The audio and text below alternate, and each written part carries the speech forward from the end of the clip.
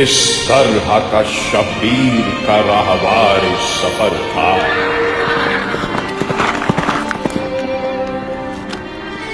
یہ برق تھا، تارا تھا، ستارہ تھا، شرر تھا۔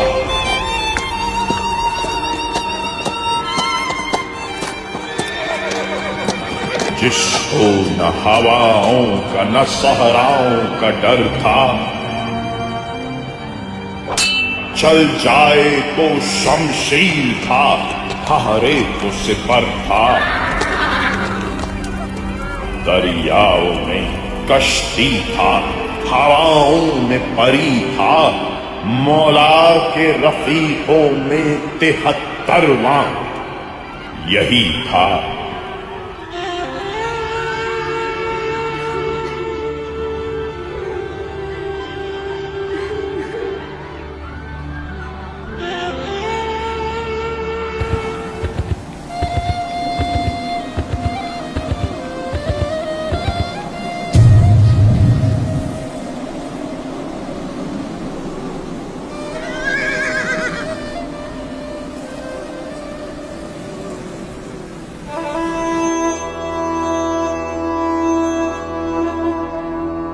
زلجنا امام حسین علیہ السلام کے صرف ایک گھوڑے کا نام نہیں بلکہ وفاداری اور جانثاری کی ایک ایسی داستان ہے جس پر انسانی عقل آج تک حیران ہے۔ کربلا کے موقع حق و باطل میں اپنے شہسوار کا ایسا خدمتگار بنا کہ رہتی دنیا تک مثال بن گیا۔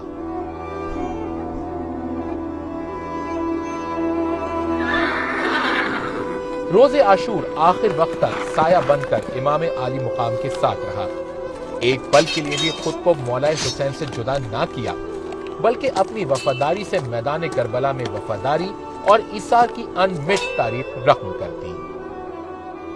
جب امام عالی مقام شہادت کے مرتبے پر فائز ہو گئے تو پہلے خیموں میں آ کر اس بے زبان سپاہی نے اپنے مولا کو آنسوؤں کا خراج پیش کیا اور پھر کئی روایتوں کے مطابق خود بھی اپنی جان دے دی۔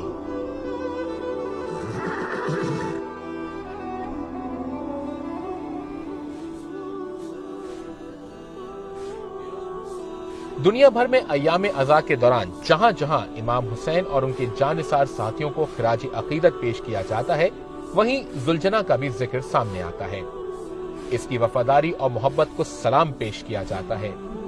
جلوسوں اور مجالس میں شبیہ زلجنا برآمد کی جاتی ہے۔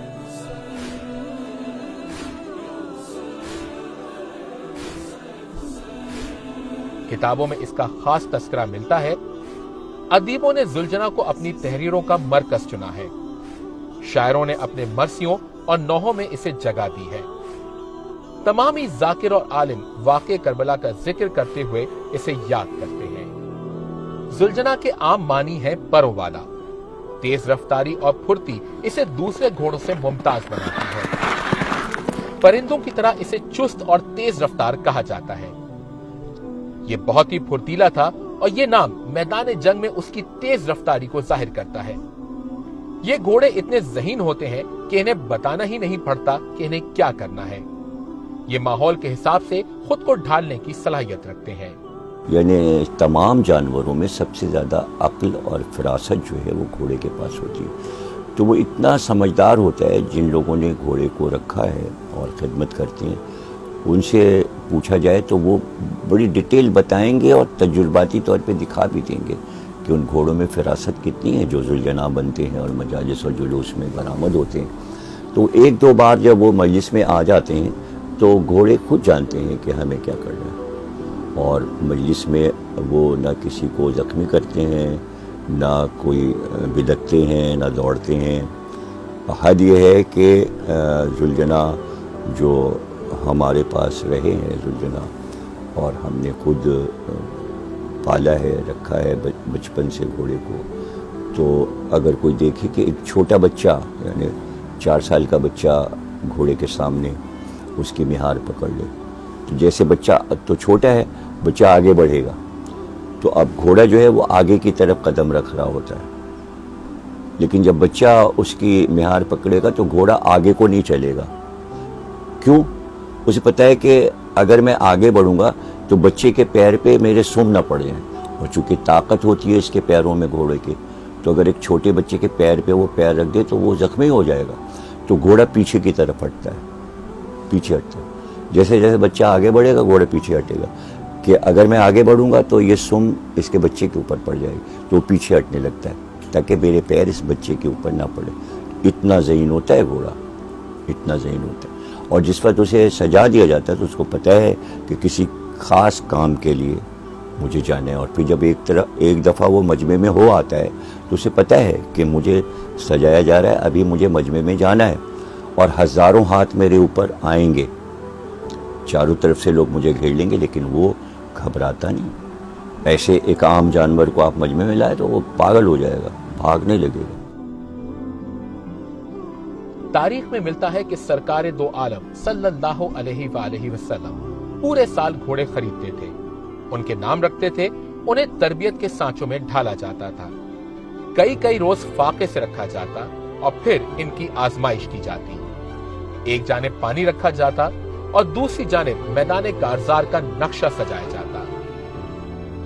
کچھ گھوڑے پانی کا رخ کرتے اور کچھ جنگ کے میدان کو چنتے. جو گھوڑے میدان جنگ کی طرف جاتے انہی کی نسل کربلا لائی گئی، کیونکہ رسول خدا صلی اللہ علیہ وآلہ وسلم جانتے تھے کہ کربلا میں انسان تو کیا جانوروں پر بھی پانی بند ہو جائے گا، چنانچہ ان کی ایسی ہی سخت تربیت کی گئی. جو بخاری اور مسلم میں حدیثیں ہیں اس کو اگر آپ وہ حدیثیں پڑھیں تو حضور روز صبح کو اٹھ کر نماز کے بعد اپنے استبل میں جاتے تھے، اور وہاں ان گھوڑوں کو، جو گھوڑے حضور نے خریدے تھے، ان کی پیشانیوں پر آپ ہاتھ پھیرتے تھے. وہ گھوڑے خوش ہوتے تھے کہ سرکار نے ہماری پیشانی پہ ہاتھ رکھا. تو یہ سب کیا بتا رہے تھے حضور؟ یہ کیا بتا رہے تھے؟ یہ بتا رہے تھے کہ دیکھیں ہمارے ہاں ان جانوروں کی قدر ہے جن کو حضور نے پالا. ذوالجنہ پیغمبر اسلام صلی اللہ علیہ وآلہ وسلم کو ہدیہ کیا گیا تھا. چھوٹی ہی عمر میں رسول خدا نے اس گھوڑے کو امام عالی مقام کے لیے چن لیا تھا. جب امام حسین علیہ السلام کو ذوالجنہ کے پاس لایا گیا تو اس نے خوشی میں اپنے گھٹنے زمین پر رکھ دیے تاکہ امام اس پر سواری کر سکیں. نبی نے اس پر دست شفقت رکھا اور اسے اپنے نواسے کے لیے پسند کیا. اس کے بعد ذوالجنہ امام حسین علیہ السلام کا جانثار بن گیا. رسول خدا صلی اللہ علیہ وآلہ وسلم کی یہ سواری 61 ہجری تک امام حسین علیہ السلام کے ساتھ رہی. کچھ اور بھی نامور گھوڑے کربلا کے میدان میں تھے جن میں مرتجس، میمون اور عقاب قابل ذکر ہیں. مرتجس بلند قامت تھا، وہ جب دوڑتا تو دم اور سر کو بلند کر دیتا جس سے سوار چھپ جاتا تھا. یہی گھوڑا روز عاشور امام نے حضرت عباس علیہ السلام کو عطا کیا تھا. میمون امام حسن کے صاحبزادے جناب قاسم علیہ السلام کے لیے مقرر کیا گیا تھا، اور عقاب حضرت علی اکبر علیہ السلام کو عطا کیا گیا. عقاب کے لیے روایت بیان کی جاتی ہے کہ حضرت اسماعیل علیہ السلام کے پاس جو گھوڑا تھا یہ اسی کی نسل سے تھا.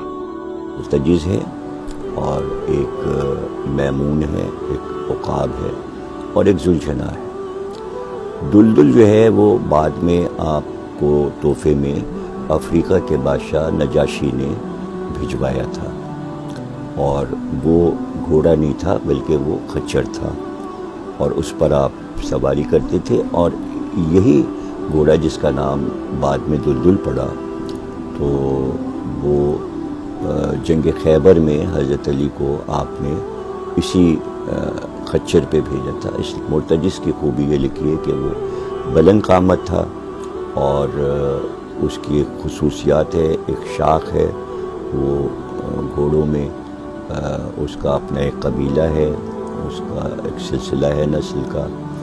تو وہ جب دوڑتا تھا تو اپنے دم کو اور سر کو ایسے بلند کر دیتا تھا کہ سوار چھپ جاتا تھا. تو اس لیے یہ گھوڑا جو ہے وہ حضرت عباس کو عاشور کے دن امام حسین علیہ السلام نے مرتجس کو دیا تھا. میمون جو ہے وہ حضرت قاسم کے لیے آپ نے مقرر کیا تھا، اور عقاب جو ہے وہ بہت رسول اللہ کو پسند تھا، تو وہ گھوڑا حضرت علی اکبر کو عقاب دیا تھا. اور عقاب کے لیے خاص طور سے موجود ہے کہ یہ حضرت اسماعیل کے پاس جو گھوڑا تھا اس کی نسل میں یہ عقاب تھا، اور اس کا پورا شجرہ اسماعیل کے گھوڑے سے لے کے اور عقاب تک پوری نسلیں لکھی ہوئی ہیں، شجرہ موجود ہے اس کا۔